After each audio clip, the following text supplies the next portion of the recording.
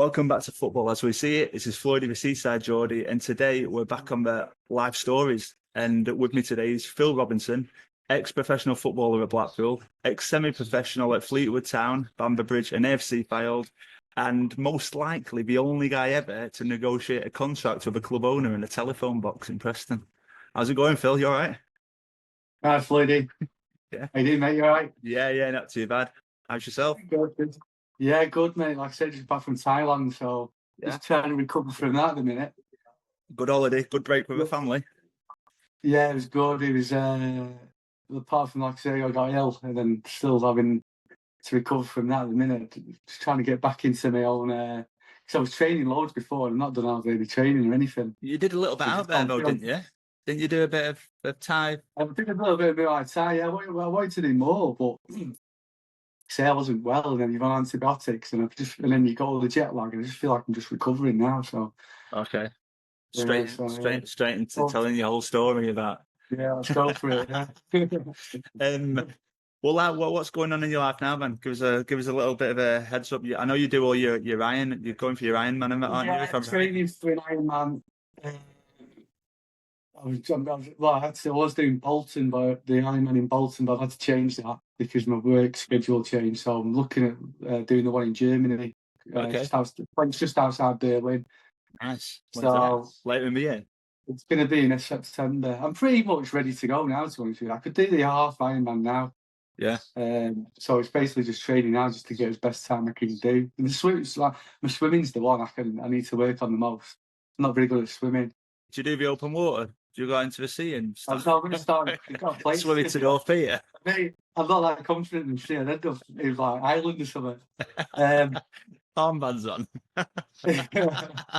Mate, I did it the first time I ever went in the sea. I was swimming, and I was like, I wasn't looking where I was going. And then popped my head up after like a couple of minutes. I was like miles out. Yeah. I started to get a bit panicky. I'm like, I better get back in here.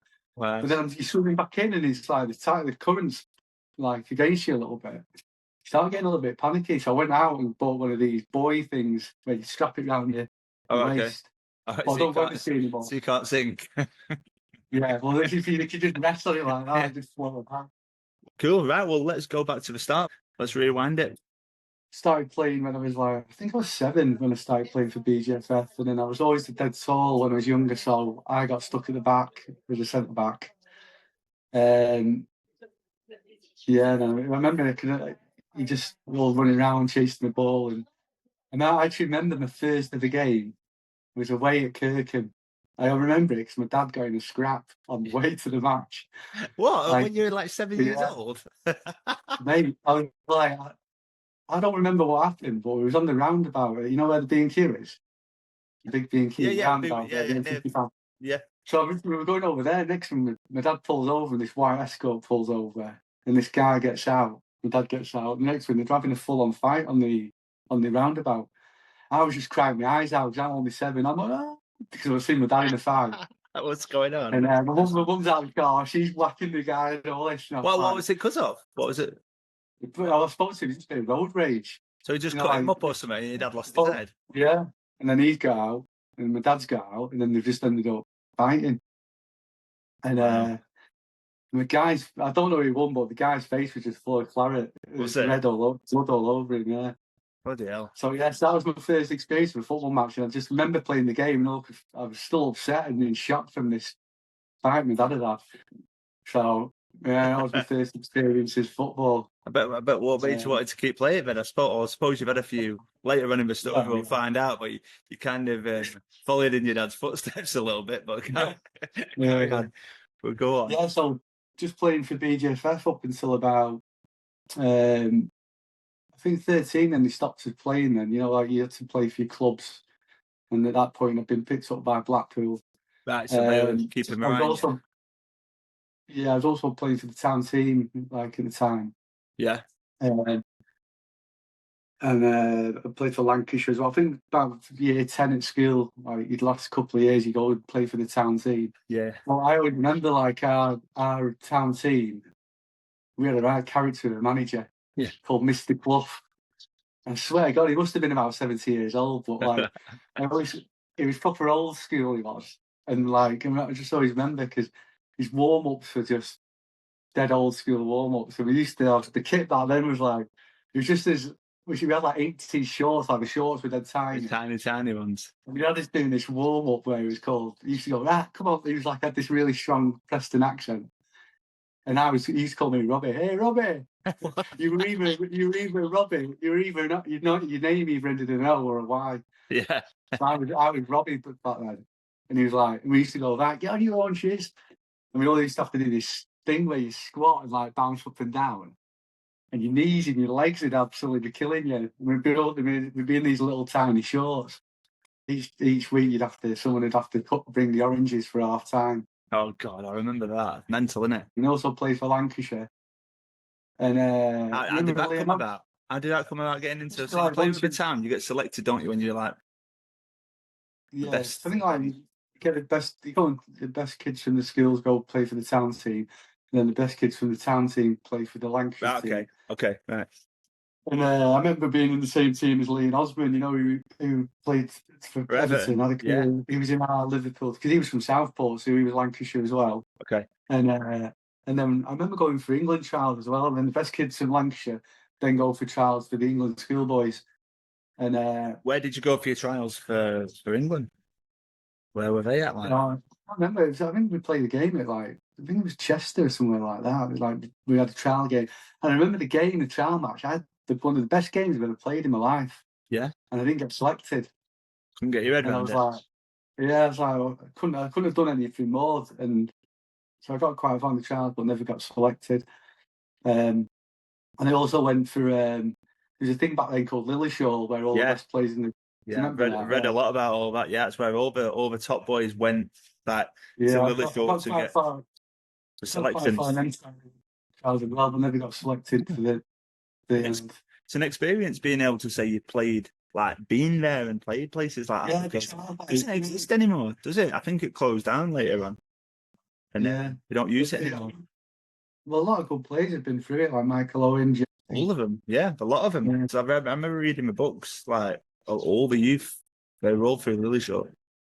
I think it was like they got them in like the last couple of years of school, and you go down there and you just play football and you go to school. Sorry, there's a little interruption there as it was like 43 degrees and I couldn't even contain it anymore. I was dripping. I could feel it going down my head, mate. So I just had to move in. I just had to move inside. So let's go back to it.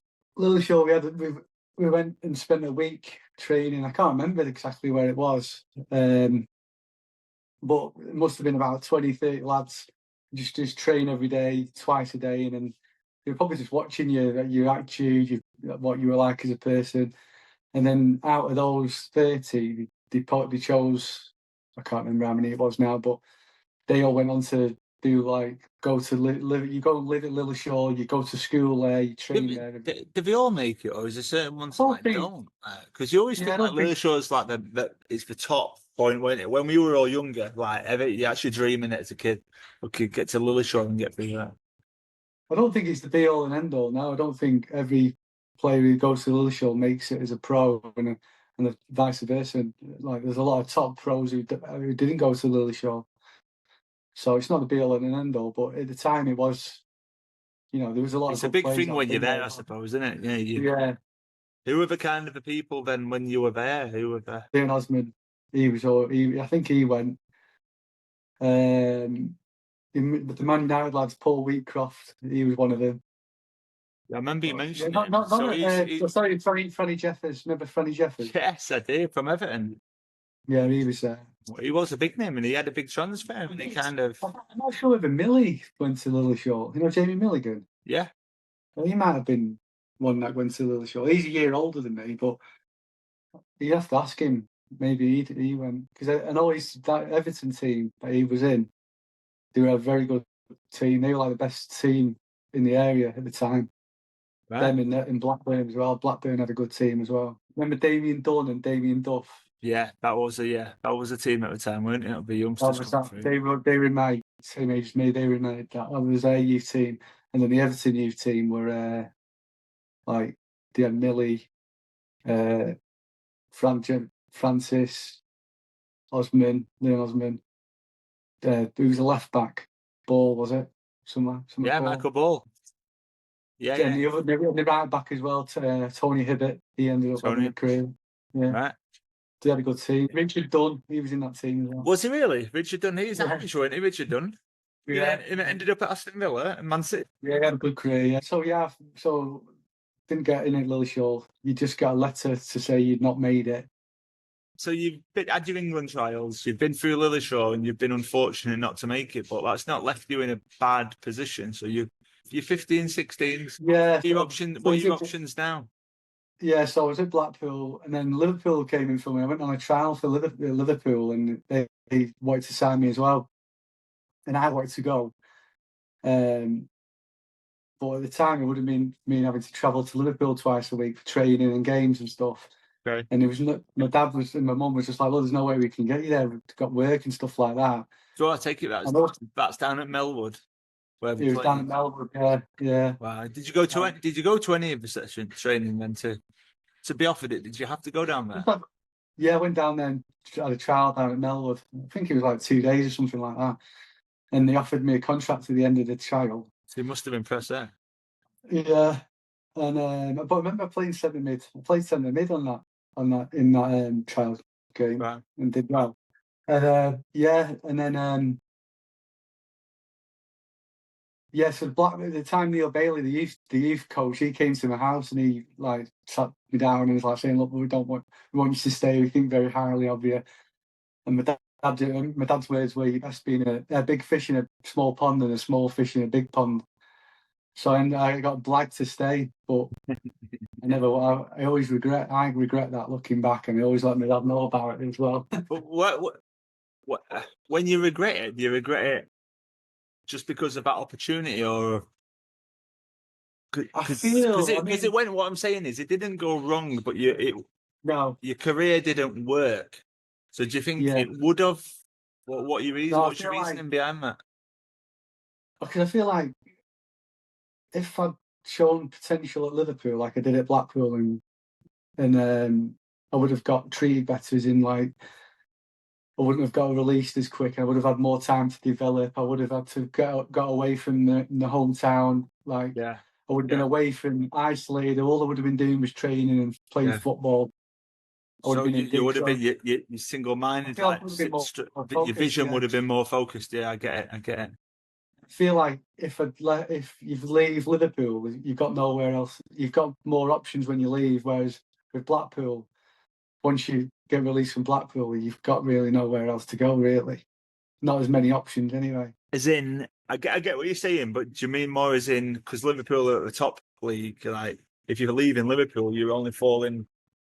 Other lower clubs are looking for you, but as a Blackpool player, because we're in a lower league, you don't get the higher clubs looking for people that have been released. Is that what you mean? Yeah, I do mean that. It's hard, but it's hard to say because I mean I'm talking in hindsight now. I might not have got nowhere near the Liverpool team, but I did show potential at Blackpool. I played in the first team. I was only a young lad, and then I feel like it was, we don't want you anymore, and that was it. Whereas I feel like if you're somewhere like Liverpool and you've showed a bit of promise, they give you a bit more time to develop. I feel like they're more probably advanced with maybe sports science, and there's things probably at Blackpool who were a bit probably behind. I didn't really start stretching properly until I was in my 30s, and I remember now like thinking I always struggled this in the long pass as well, which I should have worked on a lot more, and I didn't. And I've realised later in life the reason why I couldn't do that long pass is because I probably had tight, hip flexors. Yeah. I feel like if you were at a club like Liverpool, maybe they would have picked that up because they've got good sports science and. It's all like hearsay, isn't it? And you just don't know, do you? You've not signed for Liverpool because there's issues travelling and that with the family, which I bet a lot of you're not the first person. That'll be the reasonings and stuff like that. I bet there's a million people that could listen to this and be like, "Oh, it's in exactly the same position." So you've signed for your local team.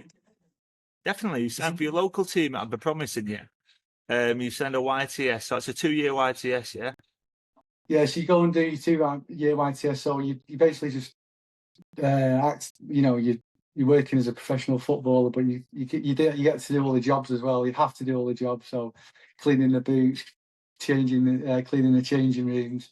You weren't cleaning Go that big college. old bath, were you, at the Blackpool? Yeah, I was. Yeah, Like that? that was Hey, my job. I remember that. I remember when I was there, I was 10.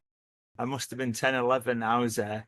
And I was in there with a lad. I can't even think who it was. Was in the All right. bath with our boots. Was in the bath with our boots on, just fucking about. And Sam Allardyce walked in. I was like, "Get the fuck out!" Yeah, Well, yeah. yeah, but yeah, They've probably still got the same facilities now, I was haven't going to they? say it ain't changed too much, has it? Since I remember when we got to the Prem that it started changing. But go on, so you're there, yeah. Yeah. You're doing your jobs, yeah. So you're doing your jobs throughout the training ground and the stadium, I presume. No, we didn't really do the stadium. We just did all we did in the stadium is after the first team games, we just clean up all the kit, just do the changing rooms afterwards, and that was it. But they don't do any of that stuff anymore now, do they? They stopped all them No, doing it. Like, I health and don't know. safety. They were like I was saying, they're the best days because you all lads are together. You've trained, and then you're just all doing your little jobs. And I always remember there was two lads, Si Seaton and Robbie Talbot, Yeah, and like Robbie's he's been in the papers recently because he's going out with Helen Flanagan. So he's got yeah. a little bit of fame in him. I But bet. they're both cracking lads, and they were so funny. Like we used to just finish training every day, and we'd all be sat round in the changing rooms waiting to go home and stuff. And then too, they were like a little comedy act. They'd get up and they were really good at doing impressions. Yeah, So I'd be like, say something had happened that day, like someone had done a fuck up or mistake or whatever. They'd just act it all out, and they could do it. Everyone they had an impression for everyone. So one day it might be your turn to get fuck. it. But like, yeah, good set of lads them too. And What would you say? but, What do you say about is anyone in particular that you used to rinse on that? they were just they used to Is it just the players or manager. staff? The Was it? manager, we had an assistant manager called Mick Hennigan. He was a right ball buster. Yeah. He was an old guy. He was actually Howard Wilkinson's assistant when Leeds won the league. Just before the last year of the Championship, before he went to the Premier League, and he used to do his running like that. And I couldn't do it justice. I just it wouldn't be funny if I did it. Need to try and But get yeah, him on. they were brilliant. Like so funny. And then they'd have an impression for Tomo. They'd have an impression for me. They'd have an impression for Clark, and it was great. It was funny, like. Yeah, and then but back then there was loads of good. The first team, they're all like really experienced, good pros. Yeah. Like Tony Ellis, Mickey Mellon, and all Remember them. Tony? When did Dave Ruddigan. Yes. Wow, Yeah. they were some. Yeah, I remember some of them back in the day. That was So a long time ago, wasn't it? that season before we joined, they got into the playoffs and they nearly went up. That was when And, Allardyce was there, wasn't it? No, that was Megson. Megson, Yeah. I can't remember now, but I remember they had a good team. But then Worthington decided to get rid of everyone. He sold a lot of them, and he shouldn't have done. I don't think, because obviously it didn't work out for him. But he ended up getting sacked eventually. Yeah, but why did he try and sell people? What was he looking at? What was his philosophy? You being under him as a person? I don't really know, but I think they were all big characters. They all had a lot to say.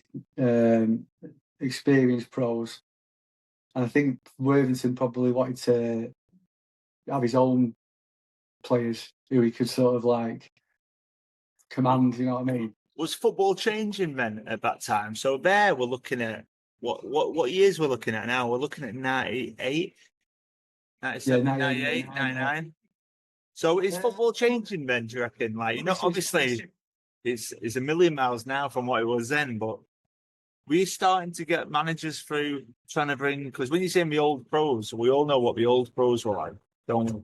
The old pros were like serious. Yeah, there's not many of them about, is there, anymore? Nah, you play your game and you just go and get absolutely lashed. I don't think it maybe it was a long. I know it's from then to now it's changed massively, but I don't think that was the start of it. No, I just think it was a case of he just wanted to get rid of these big characters. He probably had a lot to say, and he probably thought he wanted something He wanted his different. own Really. people. His own He people. wanted his own people, yeah. Like most managers do, but I think he made a mistake getting rid of some good players there, like who were on the verge of getting promoted. Yeah. So yeah. So go on. You've So yeah, so I was you're into your YTS. How is that? yes, I'm doing all right. I'm playing well, but I've I was getting a little bit towards the first team. I was training with the first team. I was doing well in the reserves, but I always remember there was an incident. I just passed the driving test. Must have been Yeah. 17, just sort of 17. Yeah, I was only been driving a couple of weeks. So when I was like going with my mates, I was the driver. What was your car? Go on. What was your first car? It was a Ford Escort. That's what mine was. But yeah, so I picked my mate up one day, and he had an air rifle. He got him with an air rifle. First blah blah blah blah. So Can we name this, mate, or is this? no names. So I wind the window down. This poor guy's walking past, just innocent bloke, and I've just gone like that, and I've shot him on the arse. What you have? While driving? Yeah, he jumps up about 100 foot in the air, like, oh. And he's turning around, and I've just thrown the rifle back to my mate. And he's going mad. He's like, "Who the fuck was that?" Well, where Anyway, was this? like, near Norbrick School. I picked my mate up. It was outside my mate's house. Right, okay. I got in the car with him straight away. Just don't know what the bumps me, just for the laugh. Anyway, being a young lad. We've both denied it, but you took the reg down of my car. Yeah. And that afternoon, the police turned up at my house, and I got arrested. Oh, arrested? Yeah, I ended up being in the cells, and that guy wanted to press charges. He apparently had a dimple on his arse, the policeman. So this has happened, and I've ended up getting a caution, but the caution was like an offence with a firearm. That was what my caution was, which sounds terrible, doesn't it? Anyway, didn't think anything of it. Left it as that, and then a couple of weeks later, I'm out again in my car with my pals, and we wanted to go to Beacon Fell. Yeah. But I didn't have enough fuel in my car. Okay. So they've gone with I've gone, I'll fill up like a tenner or something, and I'll just pretend I've forgotten. So I just filled up my car, got in my car and drove off, pretending I forgot to pay. Next thing, I get pulled by the police, get arrested again, and I get put in the cells again. So how old are you? 17? I just passed my test. 17. 17, yeah. I was at Blackpool at the time. I just was in my first year apprentice. Like, been nicked twice. What's this, in the space of a month or something? Yeah, basically. Anyway, so then I get pulled into the office by Worthington, and they've obviously he's got news that I've been arrested for this offence, for the petrol it was, and he gives me a lecture, and he's like, "You need to change your mates. Like you're hanging around with a bad crowd and all this, that, and the other." And then before he ends, he goes, "Is there anything else you need to tell us about before?" And I'm thinking 2 weeks before I've been dumped the live shooting guy with a rifle. So I was like, I thought I gamble, and I just went, no, that's everything. Well, luckily, he never said anything. I don't know if he knew or not, but he just, yeah. But he basically, then he was saying to me, "You need to change your mates." You need to change your mates. Yeah. So I wasn't a naughty kid, but I was mischievous. Yeah. That's what we all say. Yeah, so back even then, I was like, that's like when I say I should have really got out of Blackpool. If I'd been at Liverpool, I would have been away from all that. But yeah, so I was getting near the first team at this point, and played a couple of reserve games and that, and then I ended up signing pro towards the end of my first year. Yeah. So obviously you're a lot more advanced than everyone else as you're signing your 2-year deal. So Worthy's obviously seeing something. Tomo was signed a 3-year deal as well. We've got 2 year, got 3 year. He played a couple more games than me. He actually bagged in a couple of goals as well. Okay. But Tomo, he was a lot bigger than me. So when he went into the first team, he played centre back. Whereas when I went into the first team, I played centre mid or right back because I was never really big enough to be a centre back. But as in against the older men, you know what I mean. So yeah, they should have, like, looking back, there's things I should have done really. Like, should have done extra training to like work on that long pass and Yeah. got myself fitter. I was fit, but you can always be fitter. You never can be fit enough. No, definitely not. But you don't So realise yeah, that, do you, until you know it's not as easy to get fit anymore. Like our age now, like yeah. when you're young, but you can just do it, do it, do it. Now, I never used to. You just don't think about it. I didn't like. I just so it's a thought, mindset thing, isn't it? So how do you reckon, man? You're just born with it. You're just born with that mindset. Like you either got it or no, you're I don't not. think so. Because I got it. I got it when I got older. Yeah, but don't we all when we're older? I'm like that now. I'm Yeah, looking at we're too myself. late. Do you grow into it, or do people mature earlier? I wonder what it is from that point of Yeah, I view. think some people. I mean, and then you look at like there's players like Wayne Rooney, Ronaldo. Yeah. They've got bags of talent. They probably would have made it anyway. But even when you And look at just saying them two there about, you've got Rooney like at 40 and 15. So he must have been stringent in what he was doing as a young age. Like yeah, but you look at Wayne Rooney though. He was like a man in his 16-year-old that's what I'm body, saying. wasn't he? Yeah. But if you look at him when he got later in his career, he's like very He was tall. probably when he was 32. He was probably like in the biological age of a 40-year-old. But when he Yeah. was 16, he was the biological age of a 21-year-old. Yeah. So he's developed. Yeah, so Different much angle. faster, which is why when Ronaldo was 16, 17, Ronaldo was nowhere near. In the case of Ronaldo, he was obviously had natural talent, but he also had that work rate as well. Then he had that work ethic as well. Yeah. So when you combine the two, you're lethal, aren't you? But then you look at someone like Gary Neville, who was probably an average talented guy. Obviously talented, But he he was a wasn't like grafter, weren't he? But he grafted his life off, didn't he? grafted. And I think putting myself in where I was, obviously not, I wasn't at the level they were, but I got where I was probably on just talent. Really, I was fast. I had natural attributes. I was fast. I was aggressive. I liked to tackle, and I had that will to win. And I was probably naturally fit, but I never worked. It was just natural. I never worked on anything when I should have done, really. So what you're saying now is to anyone listening to this, whatever you can do is never enough. Yeah, I think you've got to put the extra work in. Because your Even natural talent see, doesn't always succeed, does it? yeah, even you got to be. If you're super talented, then you've got a better chance. But you can be an average talent, and if you've got the work ethic, Do you you think can make you it were? go. Did you think you were a good talent? Did you see yourself as Billy thing Big is with me, Balls? Did you see yourself as being one of its top boy in the youth in your YCS? Getting think called up like early? I think with me, I think what you could probably say, I was like, and if you probably watched me play in a game of football, like in a low standard game, I probably wouldn't stand out. But as the levels went up, I could hold my own. Yeah. So I never really stood out, but I could So cope. as much as people decreased, you kind of the higher the level you went, you maintained. I feel like I just had like probably a bit of a natural talent and a bit of a. I think what stood out in me a lot, like people liked, is I had a good will to win.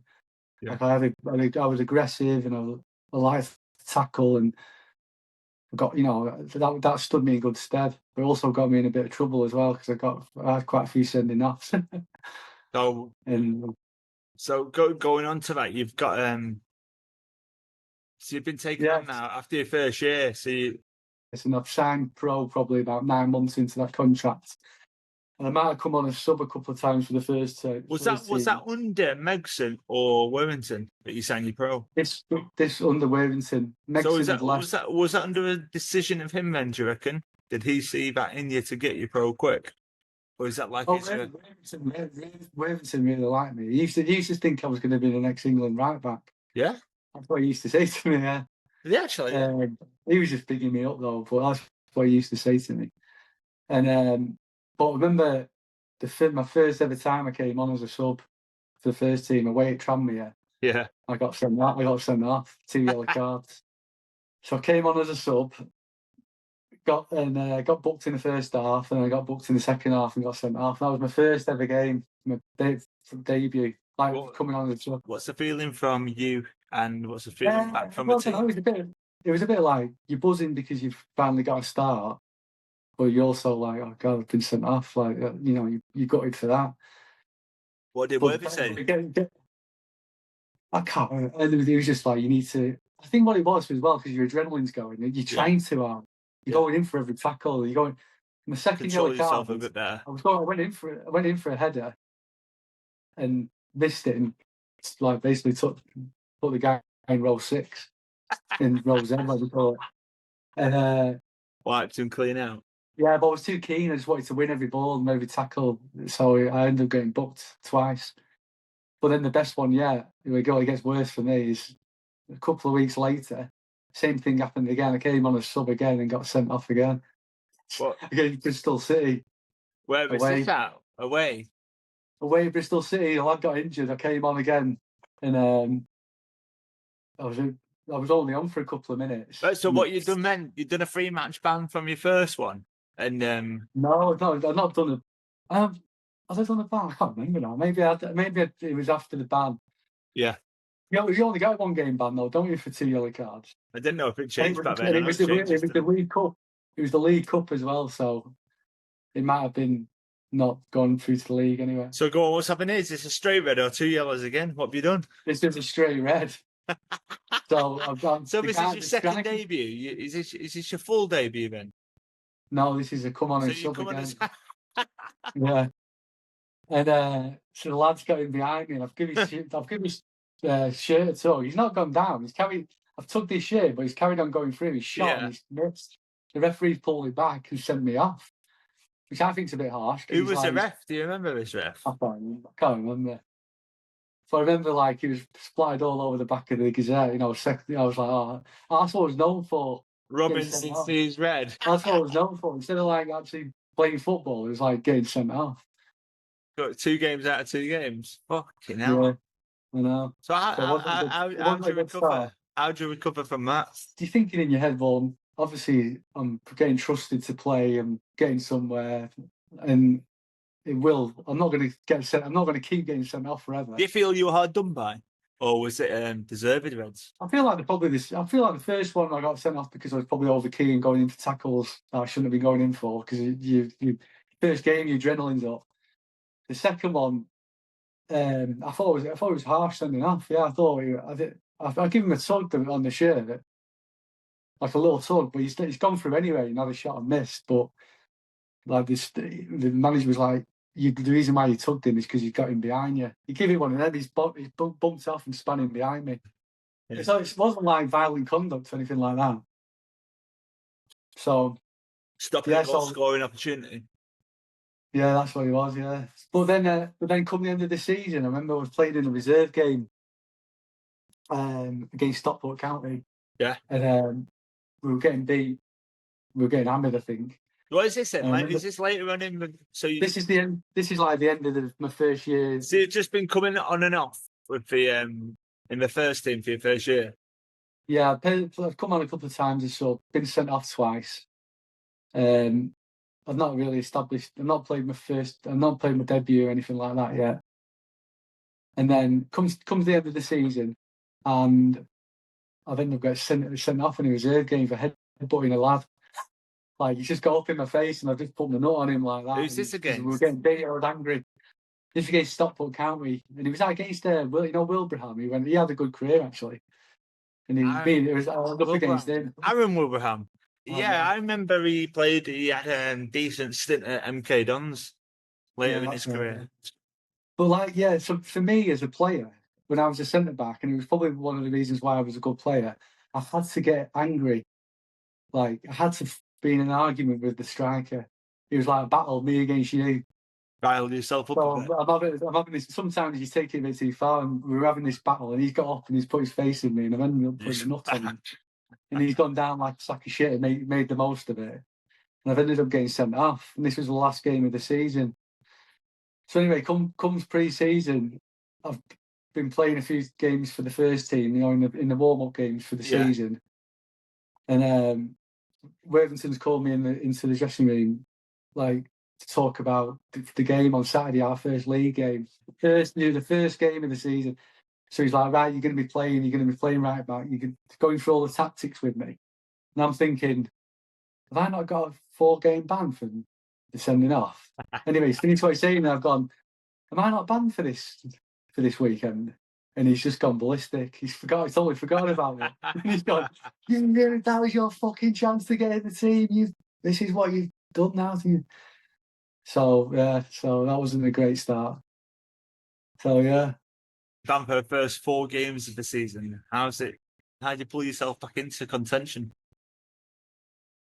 You just got to keep training, haven't you? And hopefully your chance comes back and just keep plodding along. At this time, you're trying harder in training. Do you realise that yet, or is this the afterthoughts? My confidence is up at this moment in time. I'm feeling like I'll get another chance. Just got to wait by the time, and you're obviously confident because the manager's showing trust in you.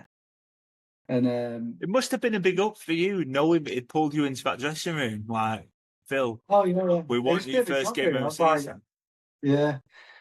Because there was still, the right back at the time was Marvin Bryan, who was like a really seasoned right back, and I basically was he trusted me over him. Some of the pros would be really good with you. They give you a lot of advice. I remember Mickey Mellon being a good lad. So you played with Mickey? I played with Mickey as well. Mark Bonner was a good lad. Marvin was funny. He was funny. He was always polite. Did he show you stuff? Did he teach you stuff as a player? Was you saying? Did he?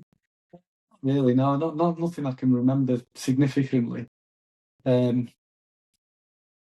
but there was a lot of good season pros in that team.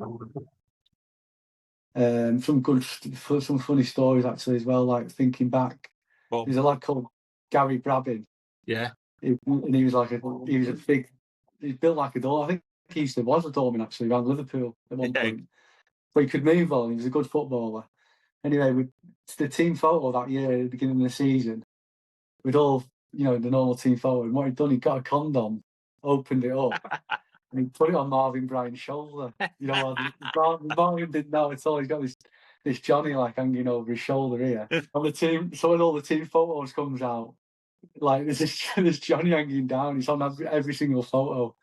The manager's gone absolutely mad, and back then it probably wouldn't have been easy to Photoshop stuff out, would it? Nah. So what is that over? Did we not really take it all? It was actually that was the final photo. They were on about retaking everything, but I think they managed to Photoshop it out somehow. They could obviously do it back in the 90s. So yeah. But yeah, I think Brabbin went on. I think Brabbin went on to play for Tranmere, maybe some other teams. Can't remember now. But yeah, he was a good lad. Yeah. So then I did eventually get my debut playing away at Reading. Yeah. You didn't get sent off, did you? No, this is like this is the pinnacle of my career. The first starting debut for Blackpool. Yeah, so I got in. I played centre midfield. And started at centre mid. Yeah. Started centre mid. Never really played centre mid, and I'm there playing away at Reading, who had this brand new stadium, the Majeski Stadium.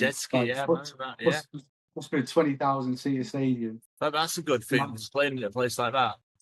Yeah, I'm playing centre midfield, but I just remember thinking, I was getting the ball off the fullback, switching it, pinging it, everything was landing. Just had one of those games where, like, I played really well. I went off after I had about 2 minutes to go, and I went off because I had really bad cramp. So I must have run myself ragged, and ended up I got man of the match. Like you're in the papers the next day, and you have all the ratings and all that.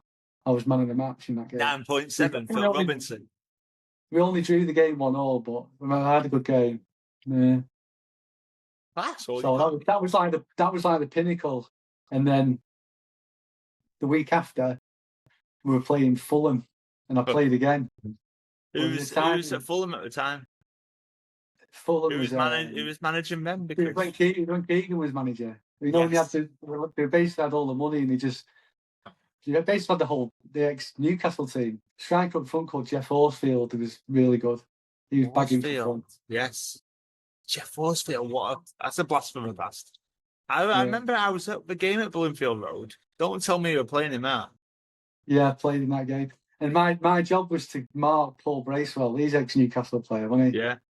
I couldn't get near him. They're like, but In what I way? only got, In what way? Just his football intelligence. He was like probably, yeah. Just like I was shaking you off and losing you on it. He was just like I couldn't. I just Were you still say, centre mid at this point? We still... played centre mid, but my actual role was to mark Paul Bracewell, do a man-to-man job on him, and he was like just in front of the back four. So I was playing in a position further on, which is totally I'm not used to that position at all. Yeah. But yeah, so we got beat 3-1, I think, and I think I got 4 in the paper that day, the next day. So yeah, so it was like from up there to down there in the space of a week. And What's then, that kind of feeling, man? Do you have anyone like? Do you feel bad about yourself? Is there was there anyone to help and stuff like that at the clubs at that time? Like the manager pulled me in the office. Oh no, it wasn't the manager, it's the assistant manager. Oh no, it's Matt Davies, the reserve team manager. And he said to me, like, that what I was doing during that game is I was playing everything safe. I was getting the ball and with that, and I was doing the easy pass, sideways pass to the fullback, or because I was just basically trying to look after the ball. Yeah. Whereas he was saying you need to be affecting the game more, you need to be passing forward more and having more confidence to affect the game more. So yeah, that's that he said to me. But still at the time I was playing in the first team. I played centre mid, which wasn't a position I was used to, and I knew that I could handle my own at that level. So I was still pretty confident. Yeah, but then what happened was Worthington ended up getting sacked come Christmas. Okay. And McMahon came in. I'd started, to be honest with you, just before Worthington got sacked, I'd started to like lose a bit of confidence in the game. Mick Hennigan, who was the assistant manager, I just started to like not enjoy the football as much. Because I was getting like, I used to get very nervous before games, you know, like I couldn't eat properly and before first team games. And I'd get horrendous nerves and stuff like that. And then I just started to, maybe I started to doubt myself. I don't really know. Looking back, I can't really remember, but I remember just thinking, I'm not enjoying football anymore. I'm not enjoying going into training.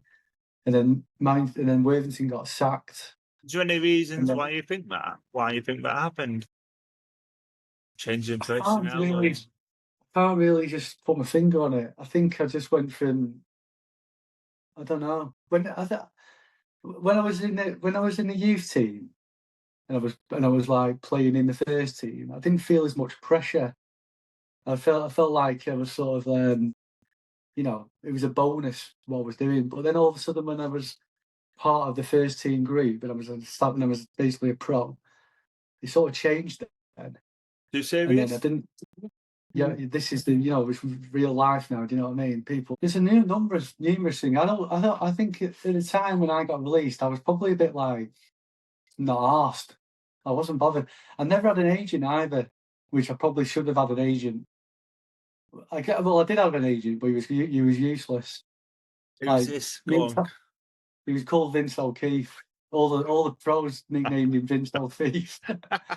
He basically did nothing for us. He'd lure you in with like he was a PFA agent. I don't really understand it, to be honest with you, but Worthington, the manager at the time, pushed me and Tomo to go with this PFA agent. Yeah. Looking back, he probably did that because he was in the interest of Blackpool for us not to have a private agent who was going to go and actively look for clubs for us. Yes, you'd have interest from the outside, basically. Yeah. So we had this agent called Vince O'Keefe. When it was in with our Adidas boot deal, we were like, sound of these Adidas tracksuits on and a pair of Predators. But then when he came to like getting released, he was like, Vince, nowhere to be seen. No answer. So, Vince is not here. Please call again. Yeah. So I think like once I got released, it was I didn't really try that hard to get another club, but I did get a couple of trials. So when you got so you've been released, right? So Worthington's left, McMahon's come in. It's just not worked out. Your 2-year deal's up. So Blackpool, as a football club, release you, and from being released, That's it. It's like a contract cut, like us at work. Yeah. Like, so what Yeah, happens, you're gone. pretty much, mate. He's cut No throat, one's like, there to be like, this is what we can help you with to go next. Nothing like that back then. at No. the time, no. It was What we're basically talking about now, 2001, something like that. this is like 2000? yeah, something like that, 2000, 2001.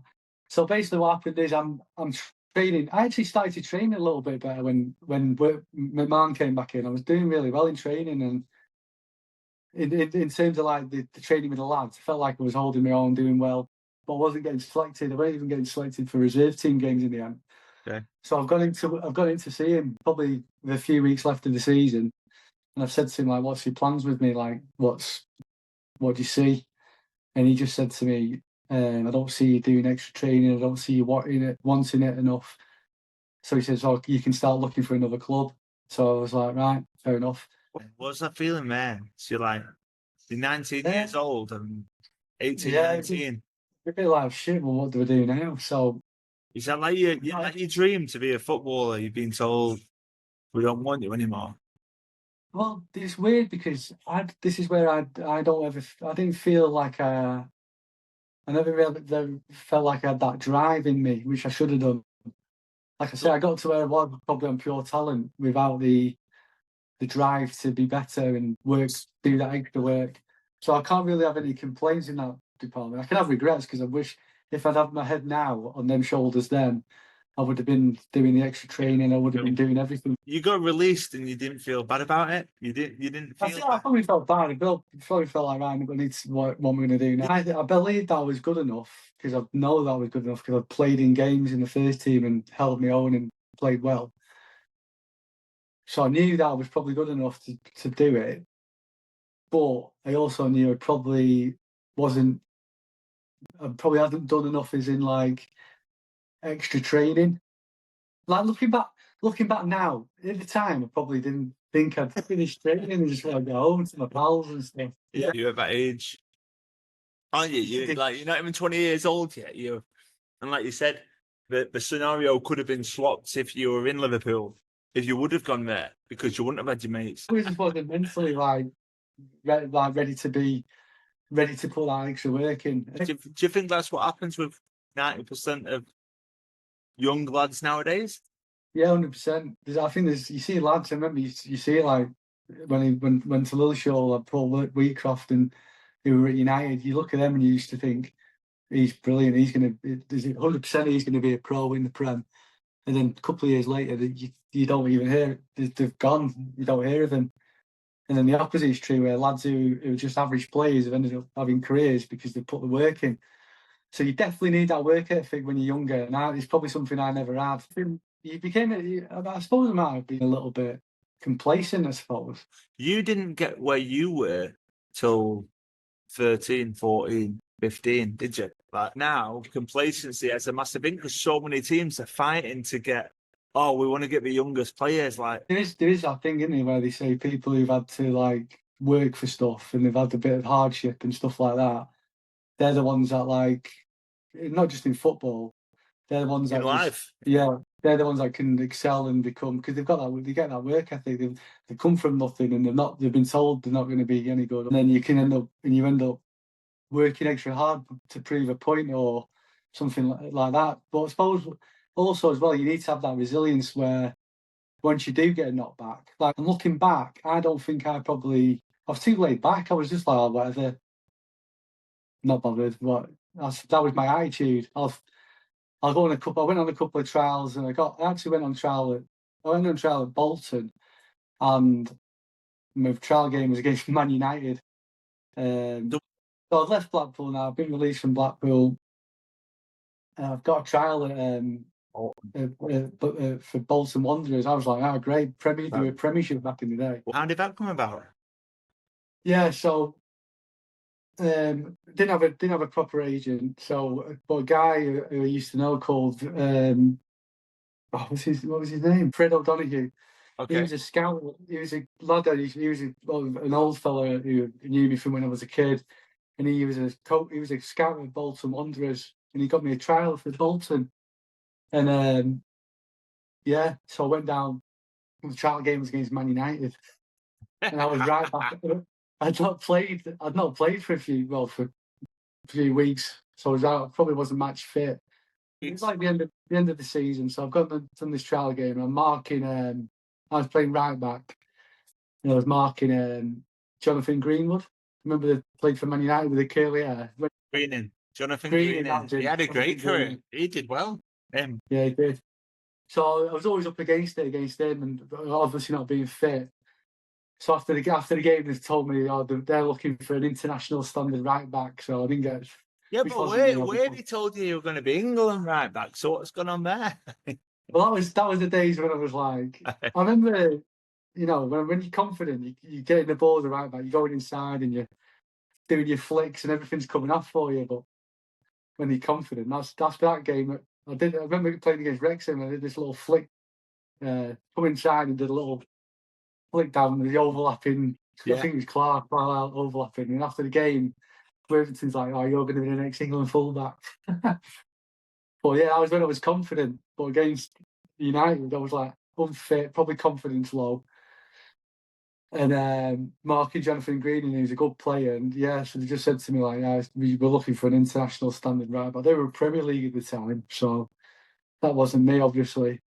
So then I ended up having another trial at Rochdale. I can't even remember how that came about, but I got a trial at Rochdale. But after that game, they said, "Yeah, we want to sign you on a contract." So I was like, "Great, brilliant."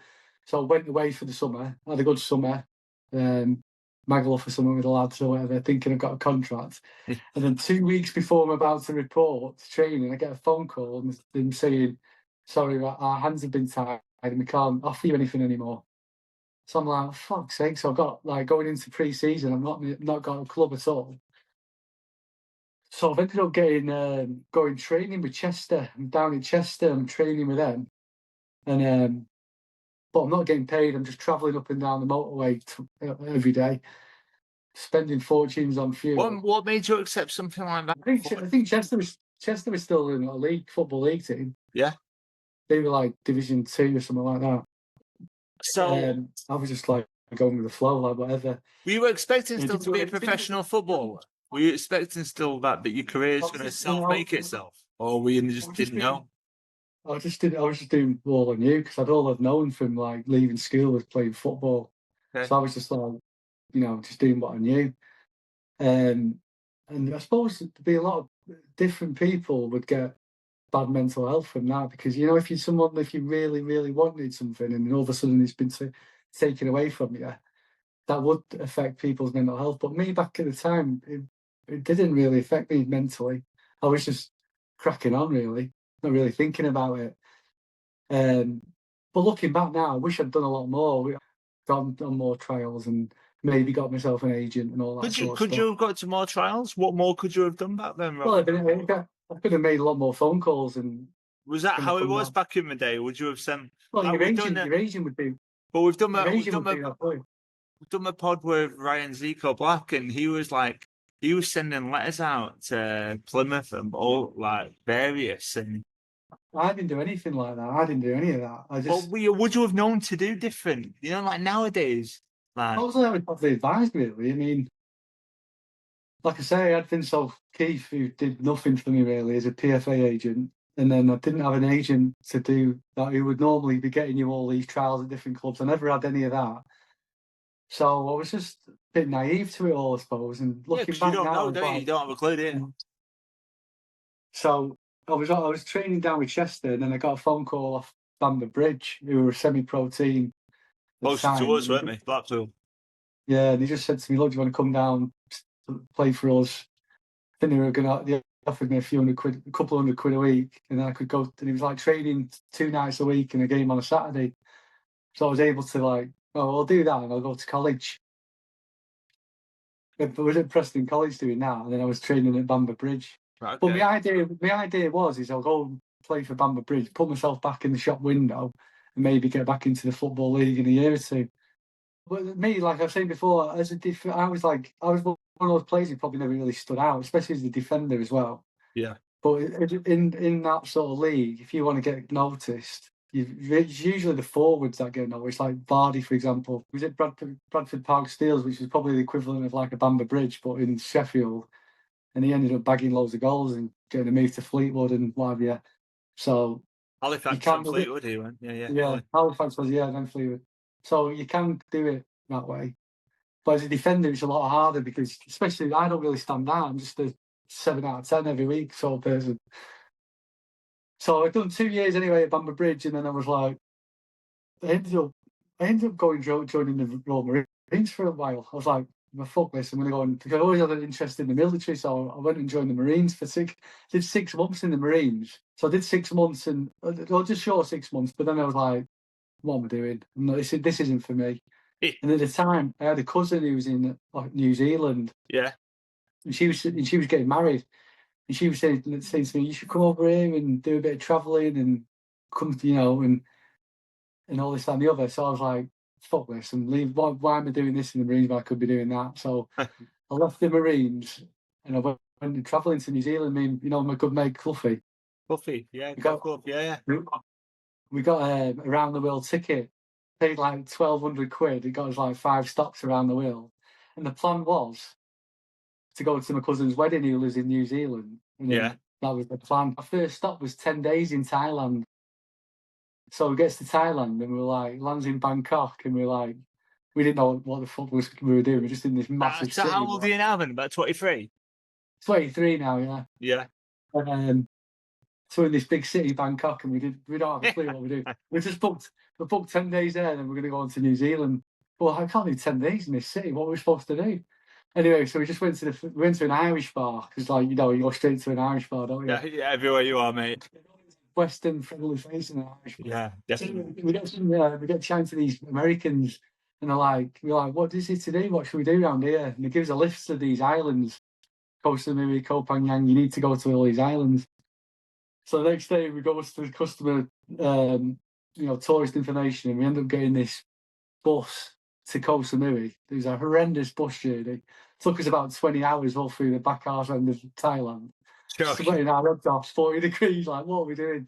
Anyway, we get to Koh Samui, and we thought we'd landed in paradise because we'd only ever been to Spain. Me and Cluffy like, what is this place? This is amazing.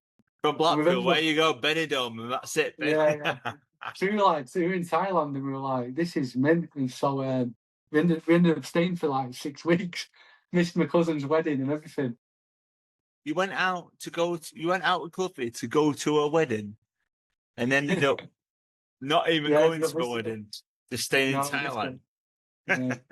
What did she say about that? She was saying to me, she was like, "You need to stay in Thailand longer." And I was like, "No, I'll be sorry." Not that long. And then I rang her back and I said, "Listen, I'm not going to make your wedding. I'm not going to make the wedding." So me and Cluffy just had a blast in Thailand. Like, I think it was about 4 to 6 weeks or something, and then eventually got to New Zealand. Yeah. And then in New Zealand, I started playing a little bit again, joined the team, did a little bit of coaching. I was tempted to stay, but I missed. I missed like Sunday watching the football. Yeah. With your mates on Sunday. Yeah. Which I used to do back then. I don't even do that anymore, but back then we did. Yeah. Cahoots. Yeah. So come back to the UK and ended up Tony Greenwood, who was the manager at Bamber Bridge when I left, was now the manager at Fleetwood. And he rings me up and he says, "You want to come down and play for Fleetwood?" So I said, "Yeah." But at the time, they were in the North West Counties, which is like the lowest level I've ever played at. But so I joined Fleetwood, and we ended up. Who was owner of Fleetwood then at that time? What year is this? So it was on 2005. So yeah, Pilly was the manager. He just took over, not the manager, the chairman, Pilly. Right, so he's just bought Fleetwood, and then he's pushing in. He's putting money into the club. So I've joined there. Like, I remember my first, like you said before, my first contract was negotiated in a phone box. How did this happen? Christmas night out. So we had the Christmas night out in Preston. So how far were you here? You played for Fleetwood a little bit. Yeah, been playing. I've joined for the season, getting ready for next season. We were pissing the league. We were going to win the league easy. So we're on the Christmas night out, walking from Tokyo Joe's to Tokyo Joe's. What a place! I remember it being Baltic for Christmas, so we're like, "Oh, we'll nip in this phone box here." So we're in this phone box warming up and I'm in the chair and I'm like negotiating my contract with him. So yeah, that must have been the easiest person to deal with the contracts because I was just like whatever. I was just So laid back. Yeah, I just said yes to everything. I think. So But luckily what kind of contract was that then? Like years wise? What years wise? 2-year deal? Only ever signed a year, 1 year at a time. Even a funny story because outside like when I first joined Fleetwood, it wasn't very professional at all. And I remember we used to go when we used to get a coach for away games. Some of the fans used to come on the players' team coach. Really? And yeah, this lad had got in the coach. He was one of the fans, and he was pissed up, and he'd end up coming back into chatting to the lads and that, being a bit of a nuisance. Really, we were all on our way to a game, and he sparked up a fag on the back of the coach, and I said, "I went to me, you put that out." And he's ended up giving me a cheeky answer or something, and I've ended up just chinning him, jumping on him, just on the way to a game. On the way to a game, yeah. That's been firing a foul on my coach. Because he sparked up a fag and then won't put it out. And then just like being mouthy, he was pissed and just being an arsehole. What? Where in what world is that? Well, that's what I'm talking about. That's how unprofessional Fleetwood was when I first joined them. The fans used to come on the bus. And then fans used to sit at the front, the players sit at the back, and then he's obviously got the hump, hasn't he? So obviously he's pissed and he's come back and trying to have a crack with the lads. But really, he's just being a nuisance because he's pissed off. You know, he's like when someone's pissed and you know that. So we're like, I think one of us said, "Yeah, mate, you're gonna have to go and sit back down there." I think he apologised, and he was in the wrong. He was always funny every time he saw him after that. It was like dead nice, dead apologetic, shaking your hand almost. Yeah.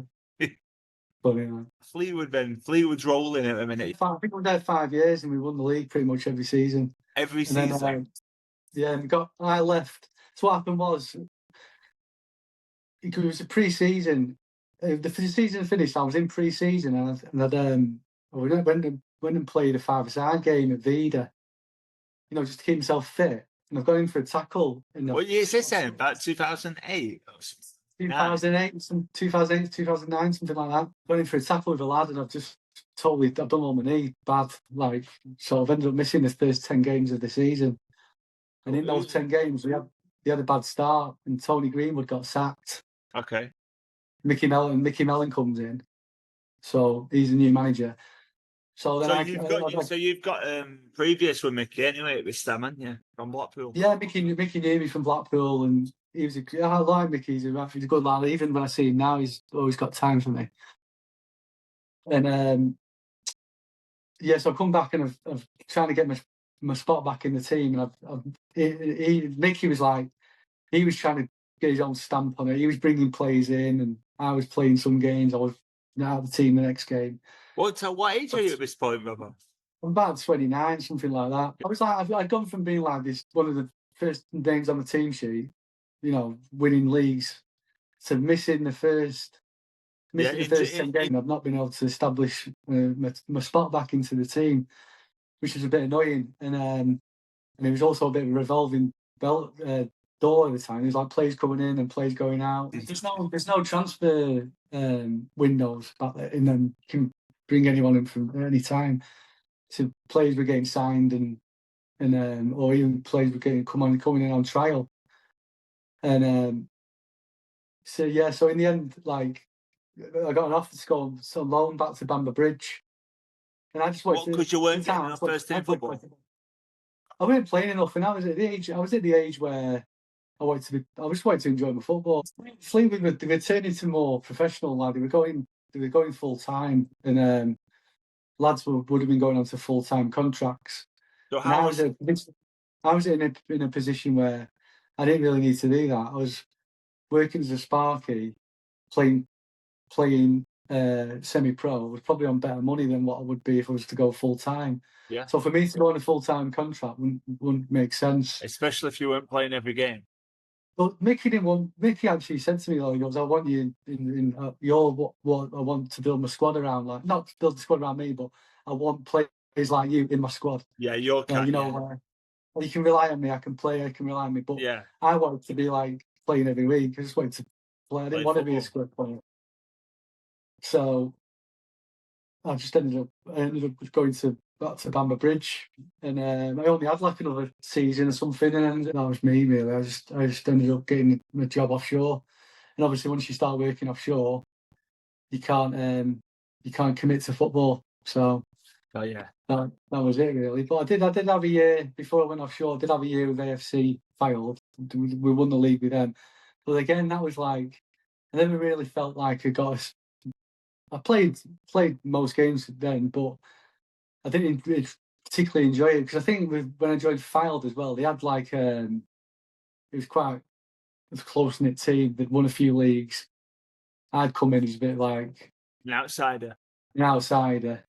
I think they were expecting, oh, we're signing this Fleetwood, first team player is going to be amazing. Like I say, I'm just the type of player who can just blend in and just I Yeah, won't do stand your out job. as being amazing. I just did my job. I did a year at AFC Fylde, and then that was it. And I hung up my boots after that.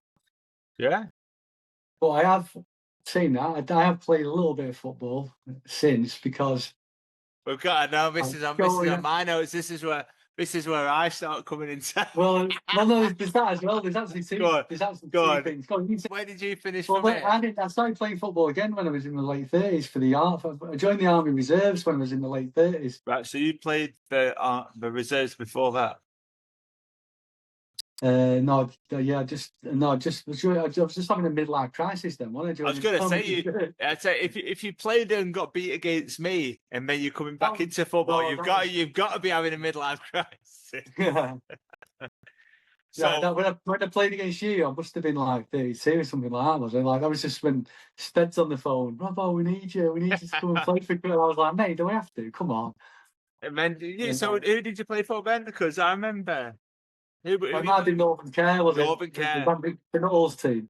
So I always remember I was playing with Blackpool Rangers and I was on the bench. I was one of them. I was always scoring, but I was always on the bench. Mark Beattie and his lad Dax Hugoworth that played for Everton. Who's a Dean Hugoworth. I don't know if you know him. Them two brothers, and they were really talented players, and they were in and out of semi-professional, professional football, and it was 0-0 against Northern Care. I always remember. I always heard about you. Robbo was playing for them.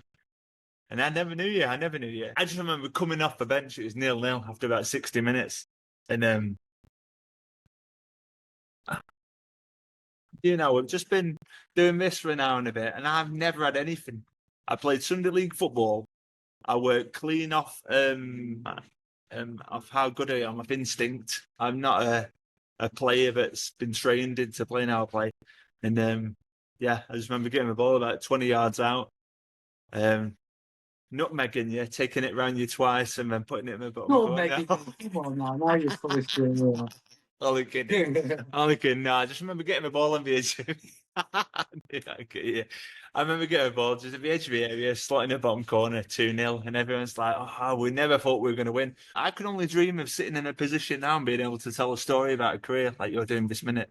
And, I feel embarrassed to even call my career a career, to be honest with you.